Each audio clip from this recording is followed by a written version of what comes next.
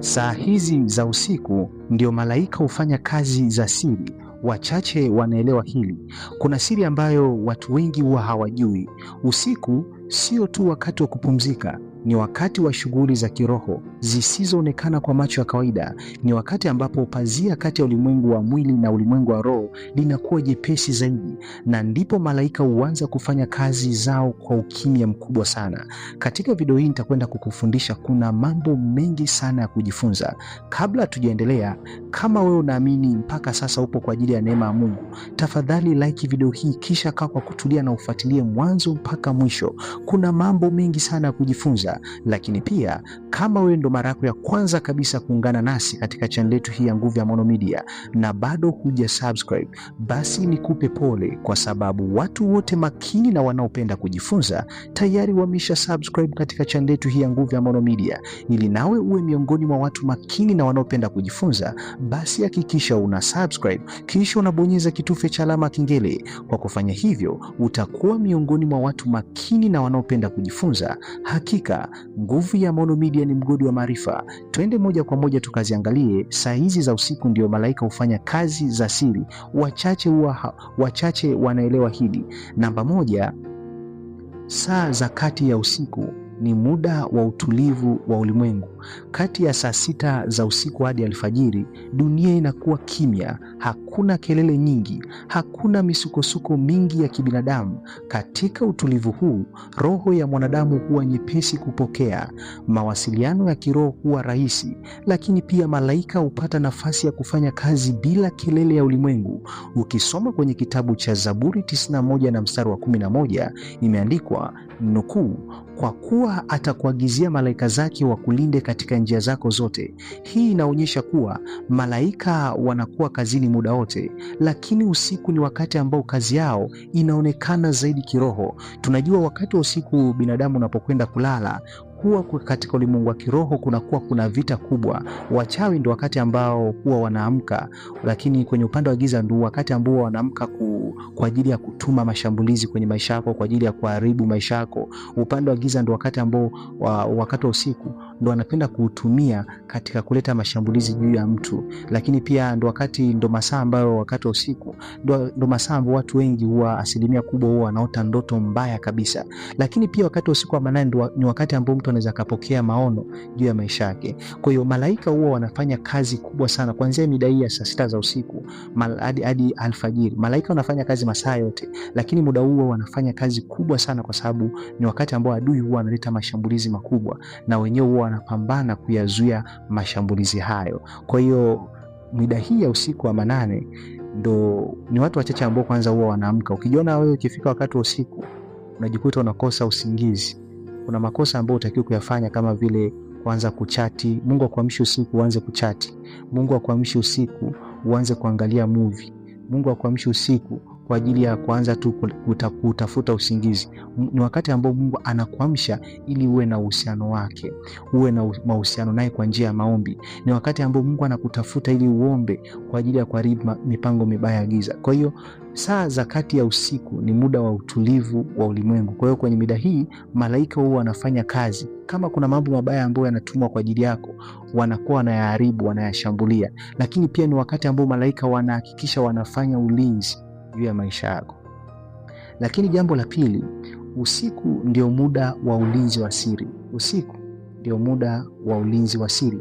Wakati wewe umelala, haujui kinachoendelea, lakini kuna vita vinaendelea kwa ajili yako.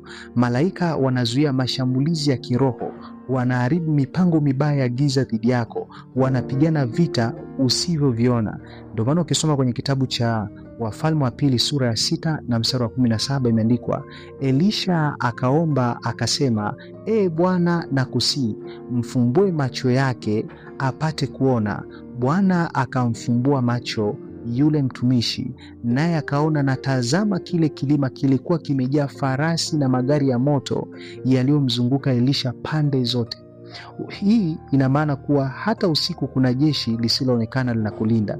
Hii inamaanisha hata wakati wa usiku kuna jeshi la malaika ambalo wewe ulioni kwa macho ya kawaida linakulinda. Kuna malaika ambao wamekuzunguka pande zote. Kwa hiyo maadui hata wanapokuwa wanakutumia mashambulizi, yale mashambulizi hayakupati kwa sababu kuna ulinzi wa kimungu kwenye maisha yako, kwa sababu malaika wamekuzunguka pande zote. Unaweza kuwa unalala, maadui wanakutafuta, wanakutegea mitego, lakini ile mitego haikunasi kwa sababu umezungukwa na jeshi la malaika. Kama unanielewa vizuri, naomba comment sema ninakuelewa vizuri. Kama unanielewa vizuri, naomba comment, andika nakuelewa vizuri mwalimu. Kwa hiyo ukiona ishara hii, ukiona dalili hii, yani wakati wa usiku, jambo la msingi ambalo unatakiwa utambue, usiku ndio muda wa ulinzi wa siri. Yani wakati wa usiku tunaona hapa Elisha alikuwa amezungukwa na majeshi, walikuja majeshi akawa amemzunguka ili wamkamate, lakini yule msaidizi wake, mtumishi wa Elisha, akaingiwa na woga, akaanza kuogopa, lakini Elisha alikuwa haogopi kwa sababu alikuwa anajua siri hii, kana kwamba amezungukwa na jeshi la malaika. Ndio maana la Mungu lasema, Elisha akaomba akasema, Bwana nakusihi mfumbue macho yake apate kuona. Bwana akamfumbua macho yule mtumishi, naye akaona, na tazama, kile kilima kilikuwa kimejaa farasi na magari ya moto yaliyomzunguka Elisha pande zote.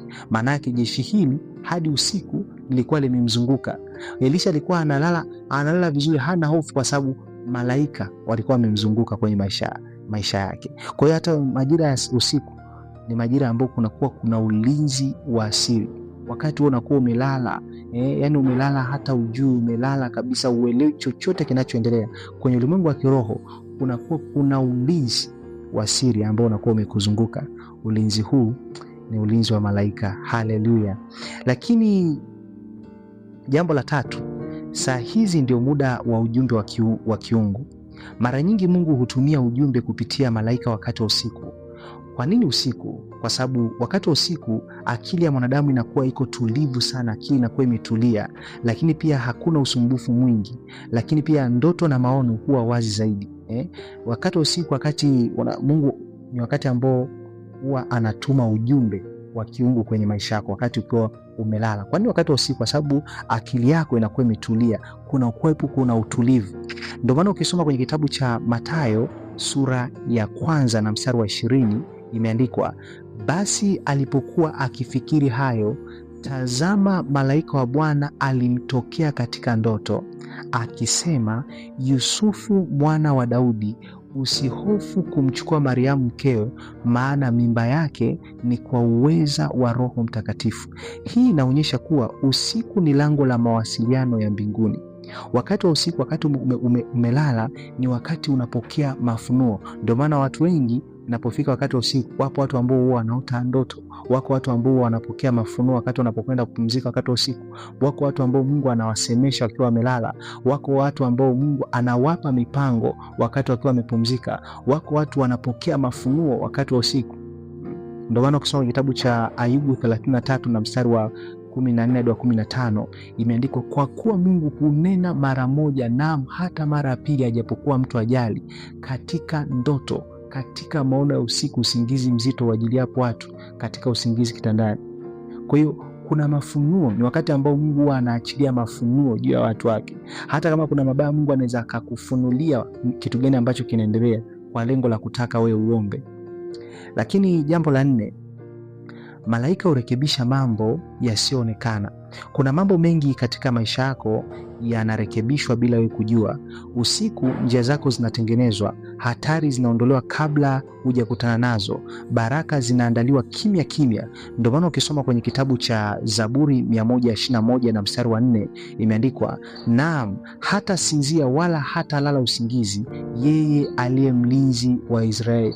Yeye aliye mlinzi wako hata lala wala hata yani yeye hata sinzia wala hata lala usingizi. Kwa hiyo hii ina maana kuwa kuna ulinzi unaoendelea hata wakati wewe umelala fofofo. Kuna ulinzi ambao unaendelea hata wakati wewe umelala fofofo kabisa, ujitambui. Kuna ulinzi wa kimungu unaendelea. Lakini jambo la 5 ni muda wa mapambano makubwa ya kiroho. Wakati wengi wamelala, vita vya kiroho vinaweza kuwa vikali zaidi. Ndio maana ndoto nyingine huwa nzito au za ajabu. Unahisi kama kuna jambo linaendelea rohoni. Kuna hisia ya vita visivyoonekana, lakini usiogope. Ndio maana ukisoma kwenye kitabu cha Waebrania sura ya 1 na mstari wa 14 imeandikwa, je, hao wote si roho watumikao, wakitumwa kwa hudumu wale watakaorithi wokovu. Hii ina maana hauko peke yako, kuna msaada wa mbinguni. Hauko peke yako, kuna msaada wa mbinguni. Wakati umepumzika, umeenda kulala, kuna wakati mwingine vita inaweza ikawa ni kubwa sana, lakini Mungu akawa anapigana, malaika wa Mungu wakawa wanapigana kwa niaba yako. Kama unanielewa, naomba comment, andika nakuelewa vizuri mwalimu. Kama unanielewa, naomba comment, andika nakuelewa vizuri mwalimu. Lakini pia hakikisha umelike video hii ili wafikie watu wengi sana. Lakini jambo la 6, wachache ndio wanaelewa na kutumia muda huu vizuri. Watu wachache sana huwa wanaelewa na kutumia muda huu vizuri, kuanzia usiku wa manane. Sio kila mtu anatambua nguvu ya saa hizi. Wanaojua siri hii huomba usiku wa manane, huwa na mawasiliano ya karibu na Mungu, huona mabadiliko makubwa maishani mwao. Watu ambao wanatambua siri iliyojificha wakati wa usiku wa manane.